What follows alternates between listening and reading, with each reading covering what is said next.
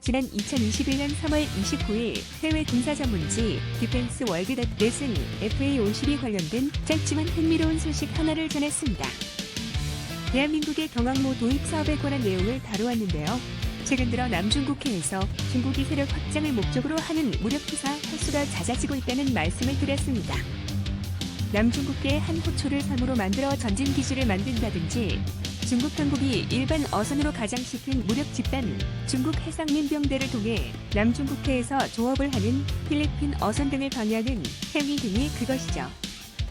중국이 항모 전단을 완성하고 나면 남중국해에서 항모를 이용한 중국의 형시 행위 또한 등장하게 될 것이고 그 강도가 더욱 심해질 것이라는 사실을 어렵지 않게 유추할 수 있습니다. 그래서 미국도 작년 중반기에 항모 전단을 남중국해에 3기씩이나 배치해 놓았죠. 필리핀도 남중국해에서 중국 불법 어선들의 영해 침입 문제 때문에 골머리를 앓고 있는데요. 두테르테 대통령은 한때 중국에게 유화적인 제스처를 취했지만 요즘 들어서는 제법 강경한 태도를 보이고 있습니다. 하지만 문제는 이런 중국의 배째라 시리의 무력 투사에 대응할 마땅한 해군 권력이 필리핀에서 찾아보기 힘들다는 사실이었죠. 시청자 여러분들도 이미 알고 계시겠지만 필리핀은 최근 현대 중공업을 통해 대한민국 인천급에 해당하는 호위한 호세리 자급 두 척을 인수했습니다. 사업비를 최대한 아끼며 건조하다 보니 대한민국의 인천급에 비해서는 무장이 다소 부실하다는 평가를 받고 있지만 이는 충분한 시간을 두고 업그레이드 시켜나갈 수 있는 부분입니다. 이 호세리 자급들은 현재 필리핀 해군 예산으로 봤을 때는 사치에 가까울 정도로 뛰어난 성능을 지닌 현대적인 전투함들이죠.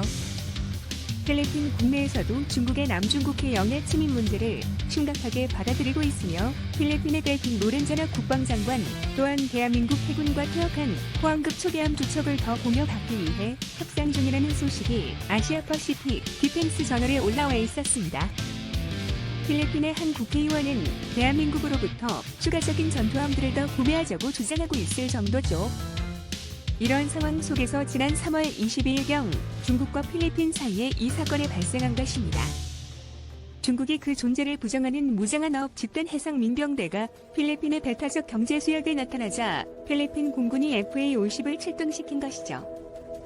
최대 마하 1.5의 속도로 날아다니는 FA-50이 비록 공격 행위를 하지는 않았지만 충분히 빠른 속도로 어선들 위로 저공 비행을 실시해 중국 불법 어선들의 혼을 쏙 빼놓은 것입니다. 유튜브 채널 가장 많이 본 뉴스 구독과 좋아요, 알람 설정은 좋은 영상을 만드는데 많은 힘이 됩니다. 중국은 이에 대해 매우 불쾌하다는 성명을 주 필리핀 대사관을 통해서 발표했고 중국 공산당을 대변하는 관영 매체 황95가 이 사건을 언급하면서 한 군사 전문가의 입을 빌어 FA-50이 뛰어난 공대지 공격 능력을 보유하고 있는 경전투기이지만 중국이 해외 수출하는 제2F-17 중국명 F-1보다는 공중 전 능력이 10배가 다는 이야기 등을 했다고 디펜스 월드닷넷이 밝히고 있습니다. 먼저 해외 기사 본문을 읽어보고 앞으로 블록 20으로 업그레이드될 FA-50과 제2F-17을 비교해보면서 영상을 마무리하도록 하겠습니다. 다음은 해당 기사의 내용입니다.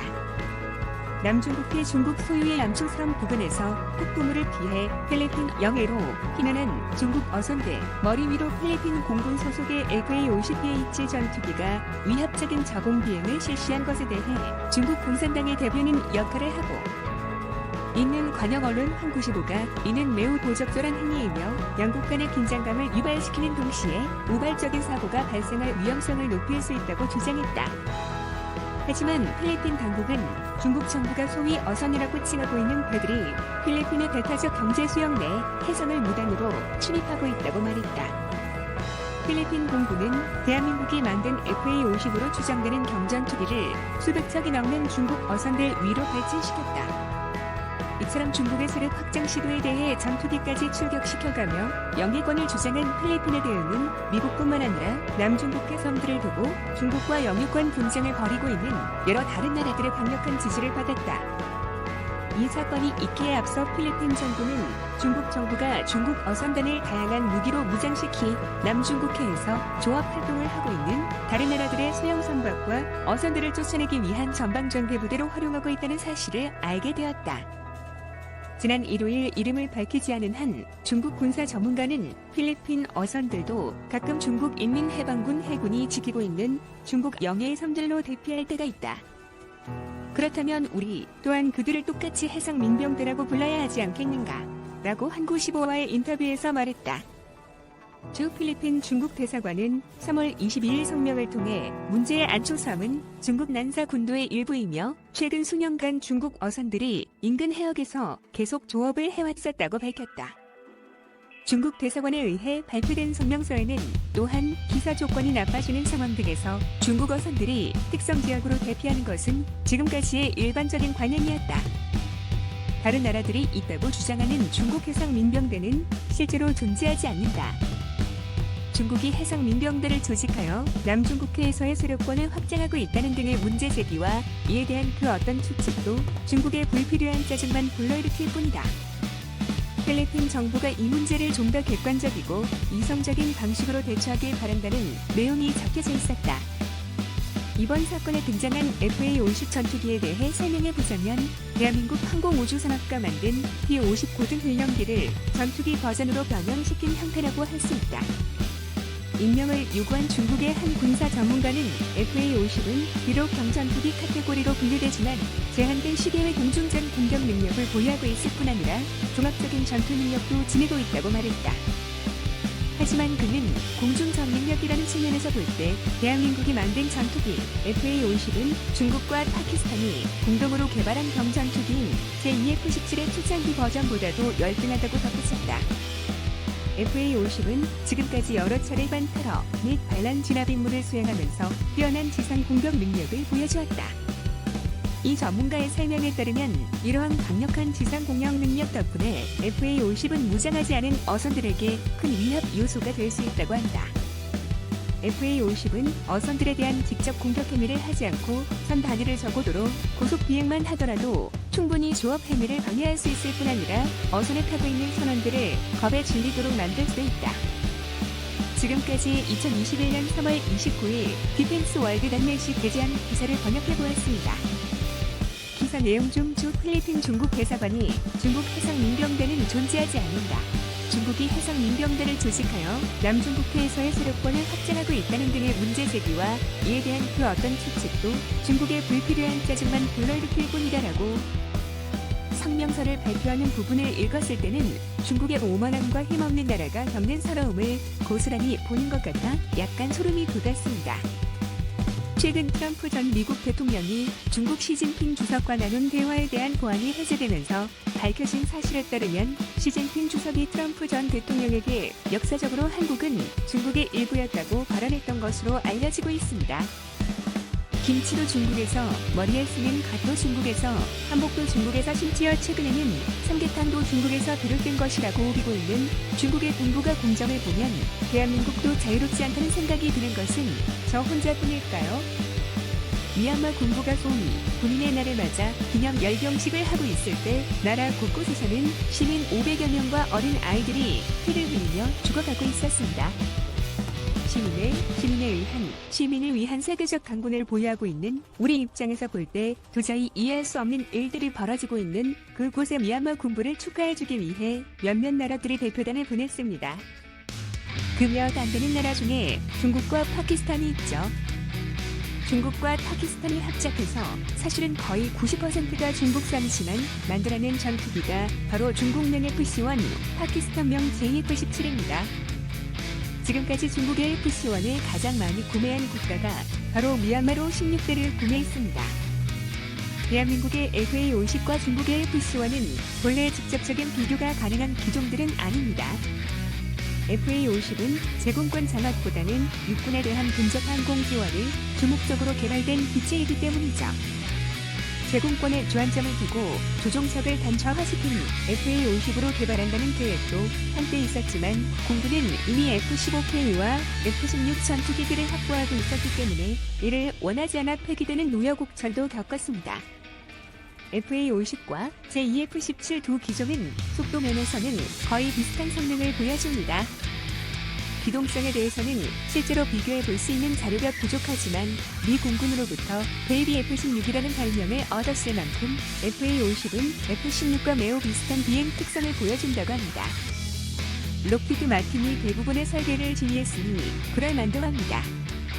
인도 파키스탄 공중전에서 파키스탄이 JF-17을 F-16과 함께 출격시키기는 했으나 제2F-17은 공대지 공격을 전담했다고 하죠.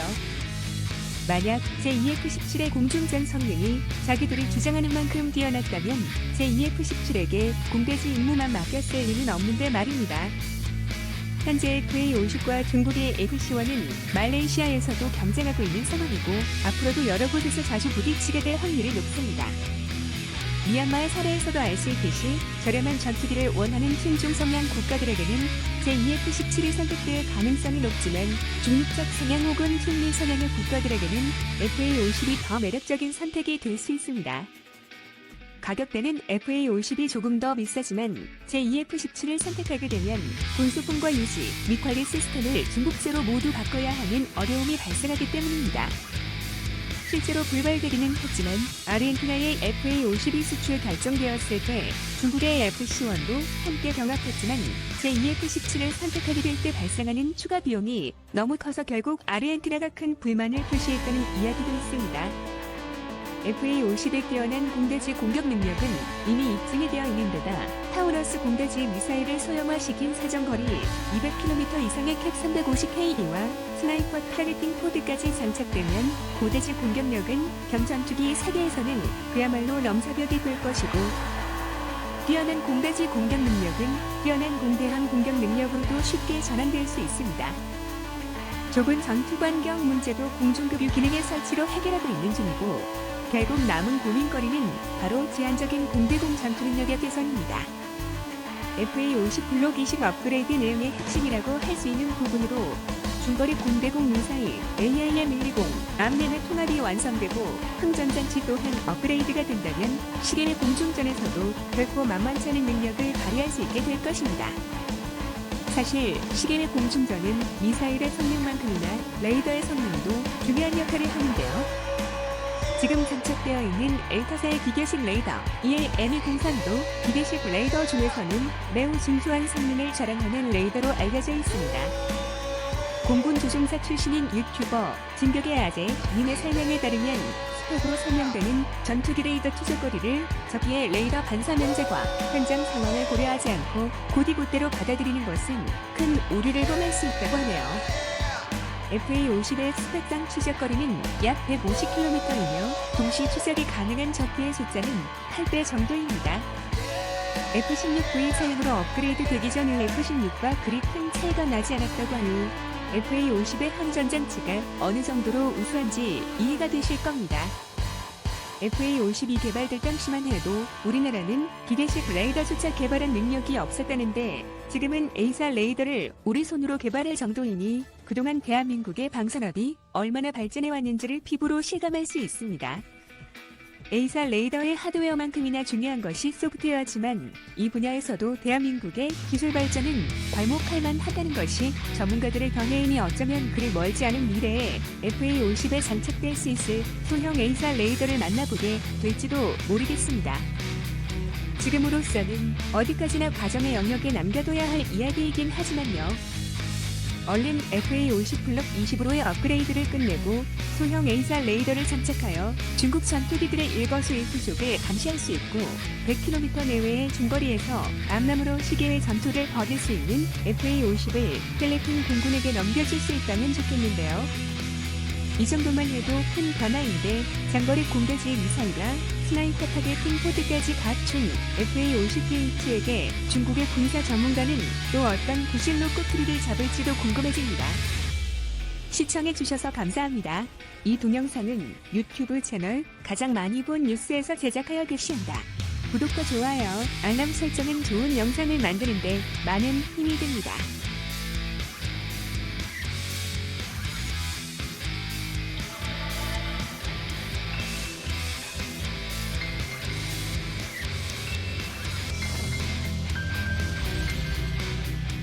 지난 2000